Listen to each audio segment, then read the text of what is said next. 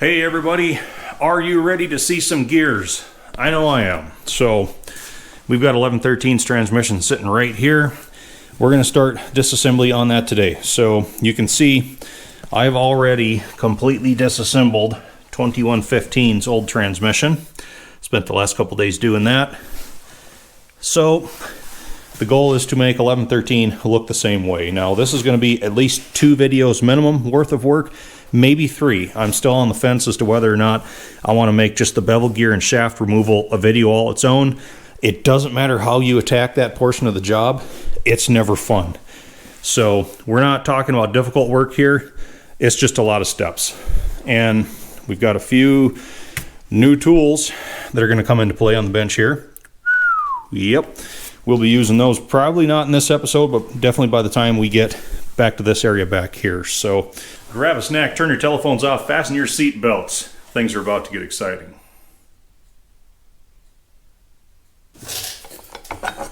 So to begin, we'll take the shifter off the top, and the base of these things are kind of like an onion in the way that there's a lot of layers.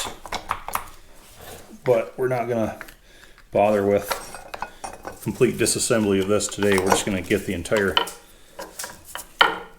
thing off and get it put on the bench.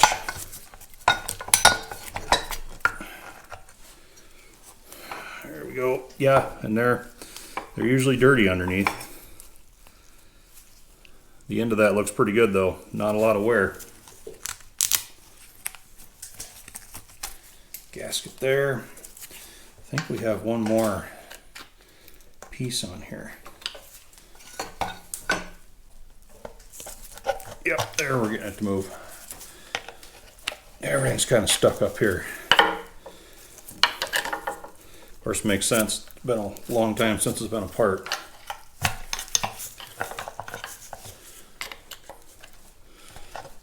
Throw in a little bit of rust on the studs. And they don't really want to move. There we go. Pop him on the bottom of there. And another gasket.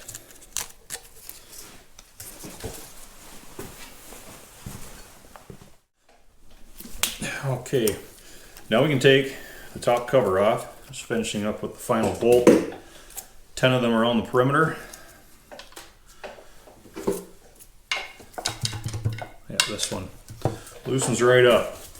So, there we go. We have to be mindful of those puller rods back here that go through those steering clutch actuators. That's where those 2 castle nuts were that we disconnected back when we were taking the steering clutches off. And there are springs and washers on those pull rods. Just make sure you don't drop those. There we are. Oh. Yeah, full of grease too, because there's grease fittings up here that grease that shaft, and that's where all the squeeze out usually goes. It's right back there, but that's all right. Keeps that stuff from getting rusty. Oh, look at all that grease. Oh man, that's good. I like seeing lots of grease. Getting our first real look inside here. So far, I guess it doesn't look horrible. I don't see any rusty gear teeth. That's something that can happen on a machine that has sat for a long time when all the oil has run down and collected in the bottom. Anything above that oil level can start to build rust on the teeth. And honestly, it's not looking horrible in here yet, but that might still be an issue. And wow, anybody that's ever been into an old gear case like this knows what that old grease smells like. So it's not something that you mistake for anything else. This one is exhibiting all those characteristics, but as long as we're removing covers, let's also take this small square one off at the back.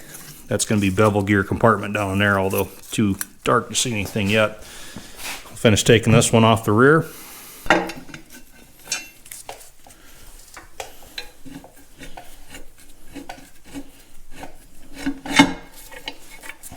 There we go. Mighty dark, I know, but that's the bevel gear in there.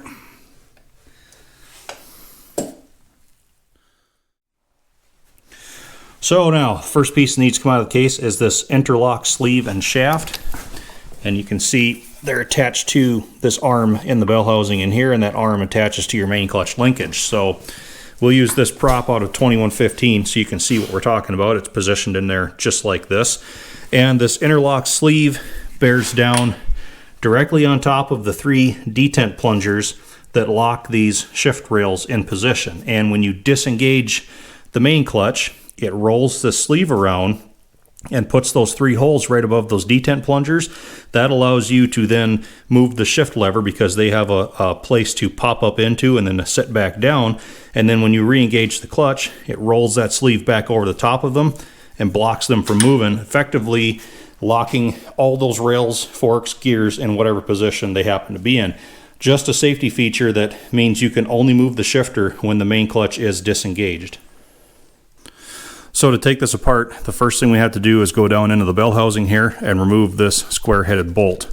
That bolt has a pin on the end of it that locates the arm to the shaft. So once that bolt is out, we can roll the shaft and the sleeve upside down. Reason we have to do that, the sleeve is retained to the shaft by a taper pin, and the large end of the pin is up, so it only goes out the opposite way that it went in. So that's why we have to disconnect that shaft from the arm, roll the sleeve up, and then take a punch and drive that taper pin back out the way it came.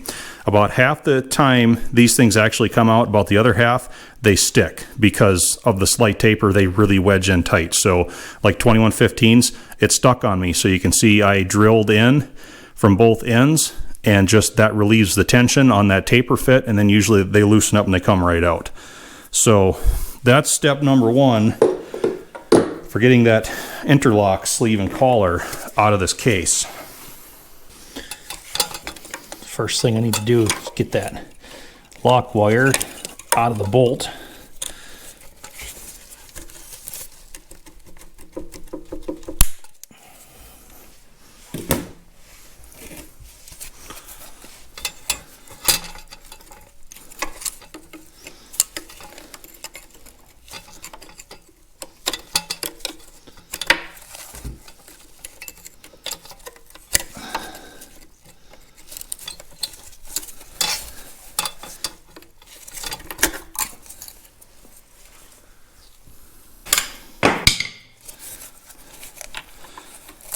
Now to fit the square socket on it, tap that one on just a bit. The head's full of rust.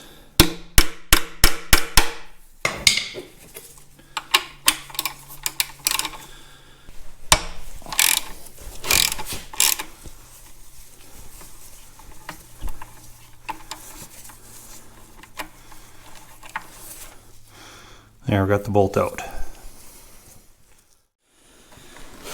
So now, what's fighting me on 1113 is the fact that we are so rusty in that clutch compartment, I can't get that shaft to rotate inside that arm.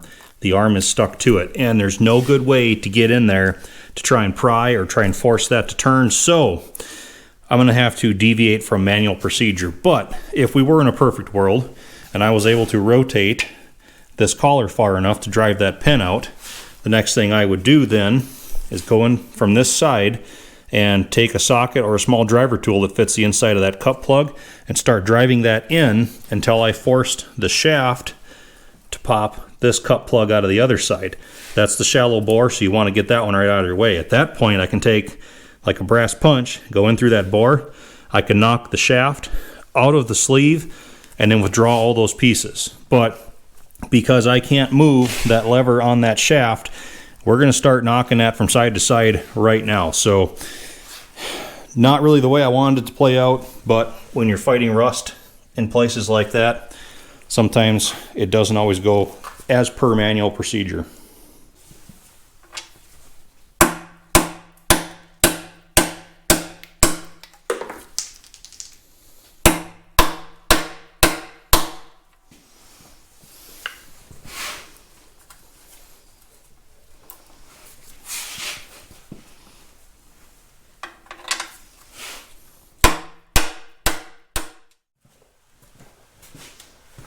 Okay, so it's 2 hours later, but watch this.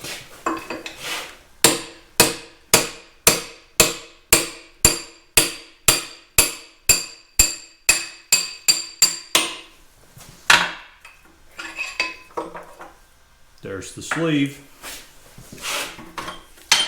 There's the shaft. There's the lever. Now I'll show you what it took to get here. So I was able to get the whole assembly moving side to side in the case here. That was not enough to loosen that arm on the shaft. So then I rolled it outside and I put some heat on that arm. Still didn't let go. Then I heated it again until that whole arm was glowing red. Still wouldn't loosen up on the shaft. So I was at the point where I had to make a decision. If I was going to introduce any more force trying to free that arm, I may damage the casting. But I have several of these arms. So at that point, it was time just to sacrifice it. So I thought about maybe cutting it with a torch.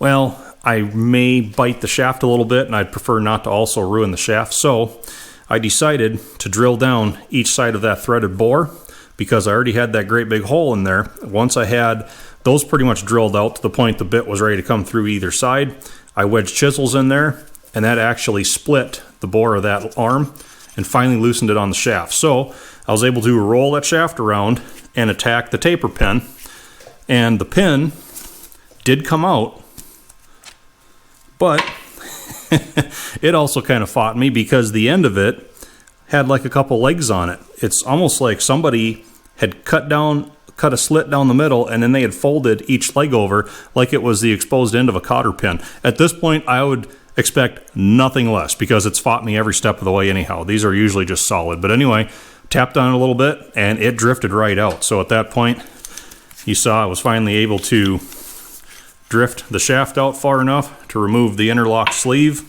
and then take it the rest of the way, and then that lever finally fell off, that arm I should say. And I was able to get in there and do it. I didn't hurt the shaft, I didn't drill in too deep, everything worked out. So usually that's not that much hassle. Usually you only have to fight the taper pin on here, but with all the rust and everything in that bell housing, well, it fought me to the very end. This was the last piece that was heavily rusted from that whole compartment being left open. Hopefully we're done with that part now. So with the interlock collar out of the way, the next thing we need to remove are the 3 Detent plungers. Now watch this one as I move that shift rail. See how that drifts up and then sets back down again? That's what that interlock collar either blocks or allows to happen with those 3 holes that are drilled in it. So to take it off, just 2 bolts here and here. Each one has a fold over lock beneath it that I've already flattened. So the retainer comes off first.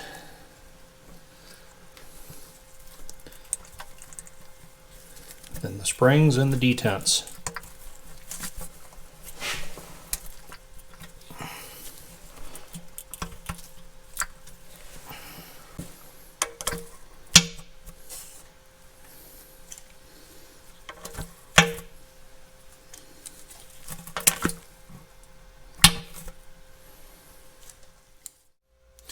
Okay, we're down at the other end of the shift rails now towards the back. You got these 2 small bolts, fold over lock beneath them, and beneath that is a travel stop that has to get out of the way. So take that out. You can see that stop is just an angled piece of metal.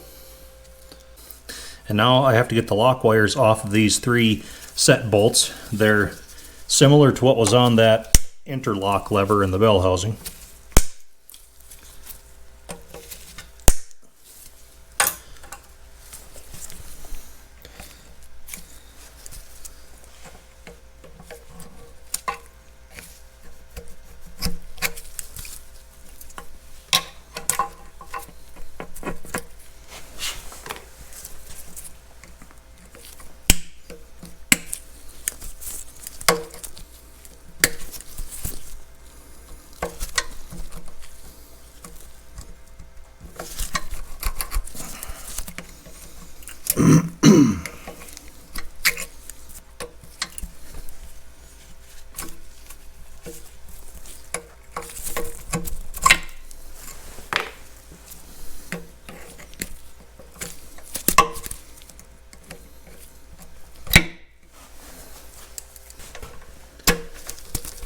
Now we can loosen these bolts, take them right out of the forks.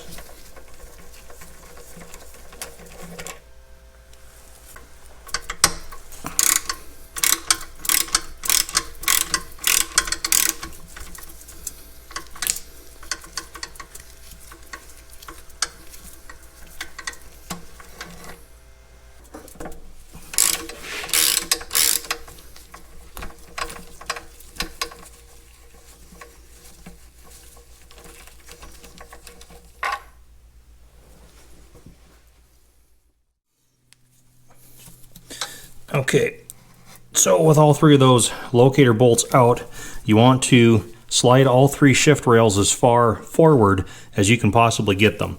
And that sometimes can be a little bit difficult because where the pin end of those locator bolts go into these holes, they like to displace metal around the top side, and it makes a high spot, and it's difficult to get those forks slid off of those high spots. So usually what I'll do, I'll take a piece of, it could be a small piece of angle, this is a small piece of channel, but I'll fit it in between the fork and that front guide block, and I'll locate it like with a magnet so that it doesn't fall down on that goopy stuff. And then you can go in through the back side back here and stick like a long brass drift up next to the bevel gear and actually tap on the back ends of those rails and actually get the fork walked off of that high spot.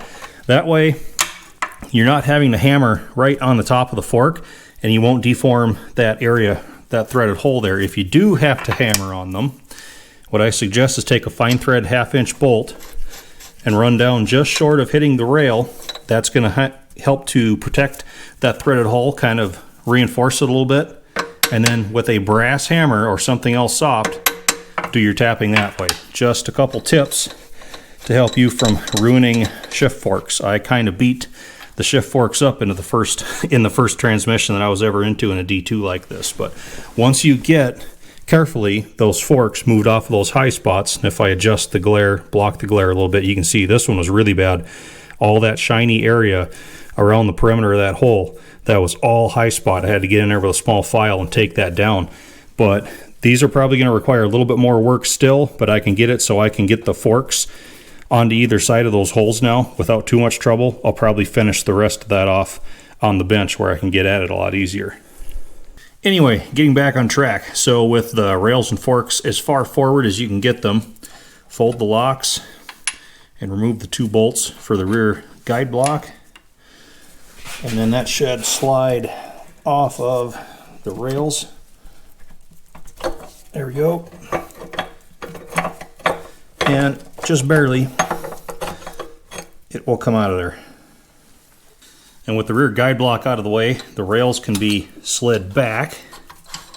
Sorry, my hands are probably blocking most of it, but taking the rail back, we can withdraw the rail, withdraw the fork, and repeat.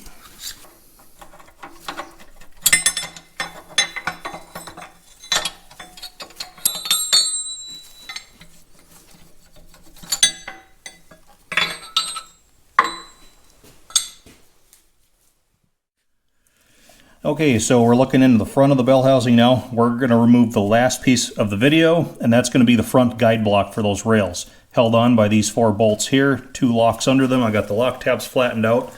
Watch what happens here. Let's take the first one out. And we have a fine thread. All right. Take the second one out. And we have a coarse thread, okay? We'll take the third one out.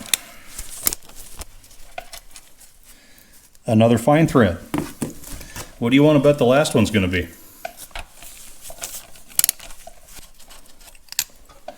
That's right, another coarse thread. So it's actually supposed to be that way. The first time I was ever into one of these, I thought, oh man, did somebody put all the wrong bolts in?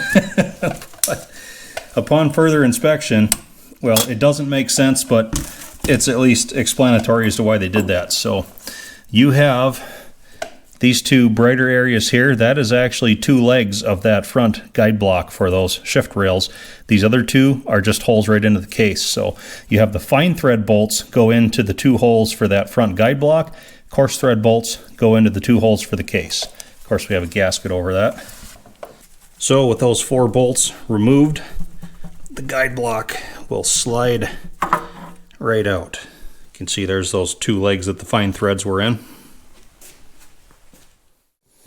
Okay, so that completes today's teardown. As you can see, there's actually quite a lot of space on either side of the gear set in a D2 transmission. I think really the only reason the compartment is as wide as it is to give them the bosses for each of the final drives.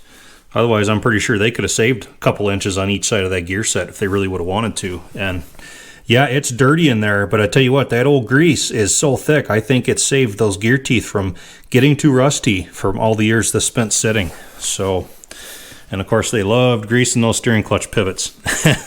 I actually like to see that. That means that there shouldn't be a whole lot of wear. So, all right, we're going to keep banging away here. I think the next video is going to be taking the gear sets out, top shaft, counter shaft, stuff like that, getting the pinion shaft out. A little bit of prep work we have to do before we can just dive right into that, but it shouldn't be too bad. So, and we dirtied up our share of rags here for today, so I think it's about time to call it quits. Thanks for watching, everybody. We'll continue to work here.